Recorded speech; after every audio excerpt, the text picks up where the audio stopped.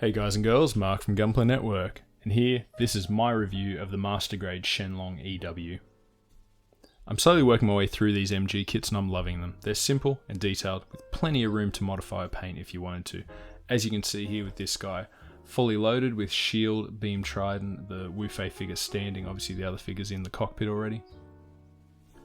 Now first up, the inner frame. So this is kind of like, the EW kits have a standard look inner frame and feel to them when you build them, with slight variances between Death Scythe Heavy Arms, Shenlong, Sandrock. Sandrock and Shenlong were kind of similar, I guess, but others have different variations depending on what the kit calls for in terms of the armor and weaponry. I think Wing and Heavy Arms are probably the biggest differences. So they're really cool. The cockpit figure inside looks really good. It's a solid frame and it would look great with a metallic paint job. So here's the kit armored up without any of the accessories on it. If you look at it compared to the original Shenlong from the anime, you can see this one looks more streamlined, maybe thinned a little, while it retains the familiar aspects and colours. These Kotoki design versions look great and I can't wait to have the complete set of Operation Meteor in my cabinet. Now for the accessories. And I mean, you don't get a lot, but that's because it's a close combat type, so no guns, etc. You do get the cool looking little foil sticker sheets, and there's only a couple, which is great. It means it's highly color accurate. You get cameras and eyes. You then get some dry transfers, and then you get a ton of like stickers for warning and stuff like that, which I'd probably find a aftermarket water slide set. You get the really color separated shield, which is great because that means it's easy to paint. Highly detailed on the inside, and it's got that kind of just a cool feel to it. It does make it feel like an old style, authentic Asian style martial arts weapon.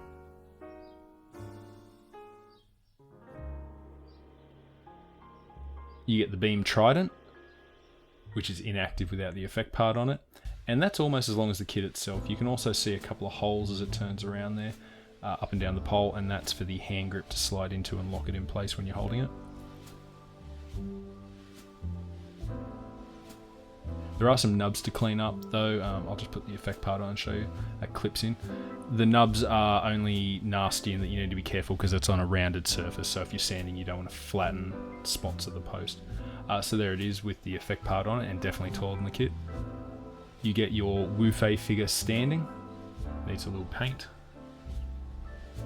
You then get a blue cap, which replaces a blue cap that's already on the backpack. Now, you swap these out, they're interchangeable, depending on whether you want to have the beam trident stored across the backpack and held, or if you want it in his hand. Now, I mean, Bandai could have just given us one piece and left it, but that's fine, that's cool that they gave us two. I probably wouldn't store it, I would be using it.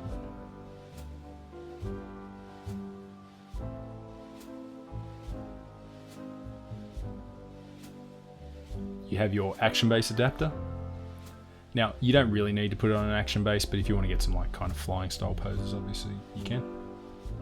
Now onto the hands, and this is the same as Sandrock was. All the wing kits, basically the same hands.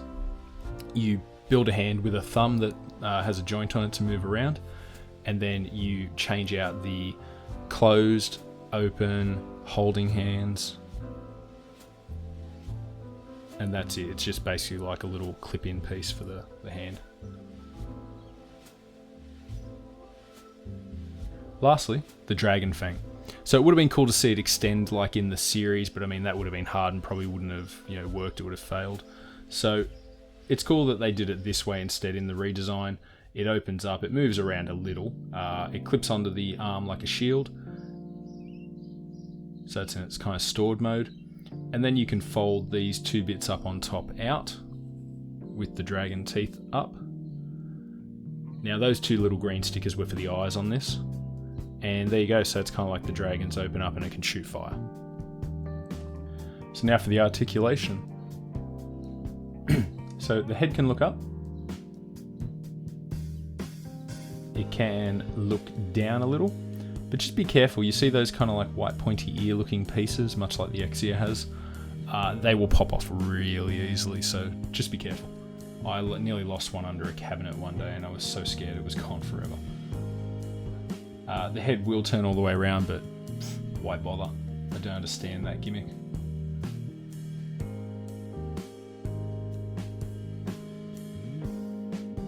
So the arms can pull forward a lot of the way and give you some great kind of reach forward posing.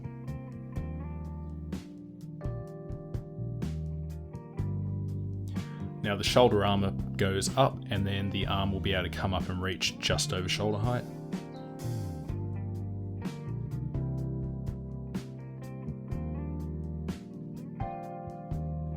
And then the arm can rotate all the way around. Now the hands, they will pop off and there's a collar attached to, I guess, between the wrist ball joint and the hand to cover the inner workings. That will get lost if you're not careful, so just be cautious on that. The elbow has a great bend in it, so that's one good thing to look forward to help with the weapon posing. Now the waist can move a little when you crunch forward, backwards, sideways, but not a whole lot. It's a pretty stable and solid kit.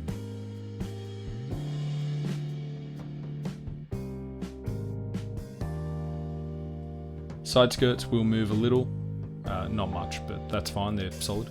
The front skirt, you can pop that up. It's built pretty solidly actually. A lot of colour separation too, which makes it great for painting. Now you can fold the leg forward pretty much to parallel. Then if you go back, love the sliding knee armor gimmick, and then you can go even further up once you've got that big knee cover over the top of the front skirt.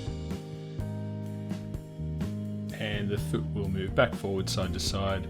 The ankle guard doesn't hinder it too much. And like I said, it clamps over on top of it, kind of folds onto itself, so you can get a really good kicking pose out of that. The back skirt, they kind of move a little, which means you can't get the back leg up parallel like the front, but he will kick himself in the backpack essentially with that knee bend. So overall, pretty poseable, except for those verniers. They don't do anything on the backpack.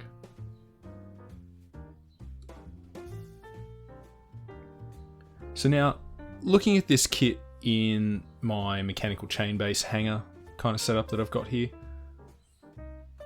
just makes me want to grab it and play with it. And it's a solid enough kit that you can do that, except for those little bits on the head I've had fall off and the wrist coming out. Overall, really, really good. It's color accurate.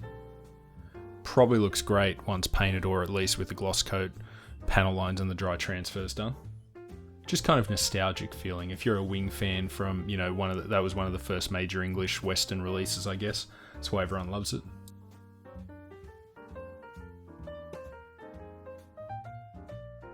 Here he is with the Shenlong EW, my first EW kit. And I love how they both look just so mean. They've got their weapons and shields. I must admit, though, I probably would be posing the Sandrock with the heat shotels once, and this could be years away, I eventually get around to painting these things. But you can see the similar design look to them. And they're going to look great with Death Scythe, Heavy Arms, and one of the wing kits next to them. So here he is, loaded up for battle, and the Shenlong is definitely a CQB kit. With patience, you can get some great poses out of it with this weapon. And you can see here I've got him kind of like facing down an enemy with the beam trident ready to spear.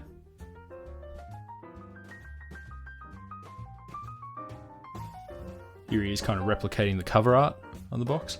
So overall, definitely a buy for an older kit. Just recently, Bandai released the MG Shenlong EW Liao unit, which includes a bonus sword and flying cable, I think, for the sword. I didn't get that because I'd already had this sitting on my shelf. Otherwise, if you can get access to this one, great. If you can get access to the Liao unit, the P Bandai release, maybe check out Side 7 Exports, then get that one because that has bonus things in it for not too much more, I'd say. Here it is, final pose, which is replicating recreating the cover art as well as the box art and the cover of the guide.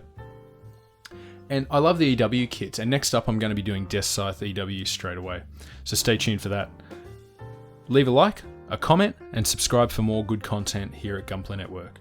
Alright guys, thanks for joining me. Mark out.